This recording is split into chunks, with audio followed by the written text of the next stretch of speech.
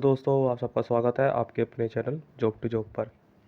दोस्तों, आप सभी के लिए एक और नई वैकेंसी का नोटिफिकेशन आउट हो चुका है, जिसमें आप अगर बीए पास है या फिर 10th-12th आपने की है तो आप इस फॉर्म को फिल कर पाएंगे। तो चलिए देखते हैं कहाँ पर आपकी पोस्ट आउट हुई है और कितनी कितनी पोस्ट आपकी आउट हुई है। आपकी जो वैकेंसी आउट हुई है वो देशबंधु कॉलेज में हुई है, जो आपका दिल्ली यूनिवर्सिटी का पार्ट है, जिनका आपका एड्रेस है कालकाजी, न्यू दिल्ली। तो चलिए देखते हैं कौन सी पोस्ट आउट हुई है। आपकी जो एडवर्टाइजमेंट आउट हुई थी वो आपकी 20 अगस्त को आपको एडवर्टाइजमेंट आउट हुई थी। यहाँ पर आप एडवर्टाइजमेंट नंबर देख सकते हैं। पहली जो आपकी पोस्ट इसमें आउट हुई है वो आउट हुई है सीनियर पर्सनल असिस्टेंट की। जो आपका पे स्केल है वो लेवल 7 का है। इसमें आपकी जो टोटल पोस्ट है वो एक पोस्ट इसमें बताई गई है। एज आपकी 35 साल इसमें बताई गई है। इसके साथ अगली पोस्ट आपकी सीनियर असिस्टेंट की, लेवल 6 का आपको सैलरी दी जाएगी। एक ही पोस्ट इसमें है और जिसकी एज है आपकी 30 साल। अगली वैकेंसी है जूनियर असिस्टेंट की, लेवल 2 की आपकी सैलरी होगी। 3 पोस्ट इसमें बताई गई है और आपकी जो एज है वो आपकी 27 साल इसमें आज होनी चाहिए। अगली पोस्ट आपकी सीनियर टेक्निकल असिस्टेंट कंप्यूटर की, जिसमें आपकी पे स्केल है वो लेवल 6 का है। एक पोस्ट इसमें बताई गई है और जो एज है आपकी लास्ट 30 साल आपकी एज होनी चाहिए। अगली वैकेंसी है म्यूजियम क्यूरेटर की, जिसमें आपकी लेवल 5 की सैलरी है। एक वैकेंसी इसमें बताई गई है और आपकी जो एज होनी चाहिए लास्ट इसमें 30 साल इसमें एज बताई गई है। अगली वैकेंसी है वर्कशॉप मैकेनिक की। टोटल इसमें आपकी एक वैकेंसी है और आपकी लेवल 5 की आपकी सैलरी इसमें दी जाएगी। इसके साथ साथ अगली वैकेंसी की बात करेंगे, लैबोरेटरी असिस्टेंट बॉटनी की है। लेवल 4 की इसमें आपको सैलरी दी जाएगी। एक पोस्ट इसमें बताई गई है और इसमें एज होनी चाहिए लास्ट आपकी 30 साल। अगली वैकेंसी है लैबोरेटरी असिस्टेंट केमिस्ट्री, लेवल 4 की आपको सैलरी दी जाएगी। एक वैकेंसी है और आपकी जो एज है 30 साल इसमें बताई गई है। अगली वैकेंसी है लैबोरेटरी अटेंडेंट बायोकेमिस्ट्री की, लेवल 1 की आपको सैलरी दी जाएगी।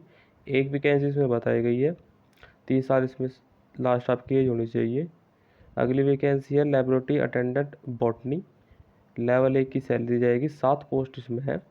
टोटल आपकी जो एज होनी चाहिए 30 साल इसमें एज बताई गई है। 11वीं आपकी वैकेंसी है लैबोरेटरी अटेंडेंट केमिस्ट्री की। इसमें आपकी लेवल 1 की सैलरी होगी आपकी। 4 पोस्ट है इसमें और लास्ट आपकी 30 साल इसमें एज होनी चाहिए। अगली वैकेंसी आपकी लैबोरेटरी अटेंडेंट फिजिक्स की, लेवल 1 की आपको सैलरी दी जाएगी। टोटल 4 पोस्ट है इसमें और आपकी 30 साल इसमें एज लास्ट बताई गई है। अगली वैकेंसी है लैबोरेटरी अटेंडेंट जियोलॉजी की, लेवल 1 की सैलरी दी जाएगी। 9 पोस्ट है इसमें और 30 साल इसमें लास्ट एज होनी चाहिए। अगली वैकेंसी है लैबोरेटरी अटेंडेंट की, लेवल 1 की आपकी सैलरी दी जाएगी। टोटल 5 पोस्ट में बताई गई है और एज आपकी लास्ट 30 साल। तो ये टोटल आपकी 40 पोस्ट है जिसमें बताई गई है। तो चलिए इन पोस्ट के लिए आपकी जो क्वालिफिकेशन है उसके बारे में देख लेते हैं, क्या क्या क्वालिफिकेशन इसमें मांगी गई है। पहली पोस्ट थी आपकी सीनियर पर्सनल असिस्टेंट की। इसमें आपको बैचलर डिग्री आपके पास होनी चाहिए और 3 साल का आपके पास एक्सपीरियंस होना चाहिए, प्राइवेट सेक्टर का या पर्सनल सेक्टर का। इसके साथ साथ आपके पास स्किल होनी चाहिए, यानी कंप्यूटर स्किल आपकी देखी जाएगी स्टेनोग्राफी की। 10 मिनट्स का टेस्ट होगा आपका।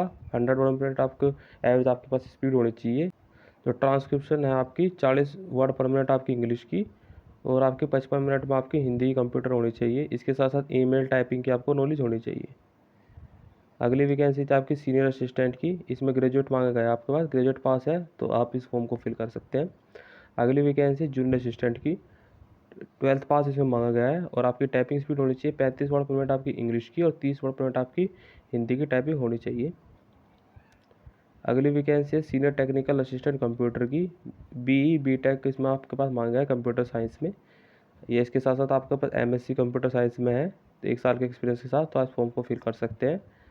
म्यूजियम क्यूरेटर यानी बॉटनी और जूलॉजी के लिए जो आपका वैकेंसी आई है, इसमें आपकी बैचलर डिग्री के साथ 2 साल का आपके पास एक्सपीरियंस होना चाहिए या पोस्ट ग्रेजुएशन होनी चाहिए आपके पास, BE BTech होना चाहिए आपके पास, या 3 साल के बाद डिप्लोमा होना चाहिए यूटी फील्ड का। इसके साथ साथ वर्कशॉप मैकेनिक की आपकी जो फिजिक्स की वैकेंसी थी उसमें बैचलर डिग्री आपके पास होनी चाहिए 2 साल के एक्सपीरियंस के साथ, या पोस्ट ग्रेजुएशन डिग्री होनी चाहिए आपका BE BTech की, या 3 साल का डिप्लोमा आपके पास कोर्स कोई होना चाहिए।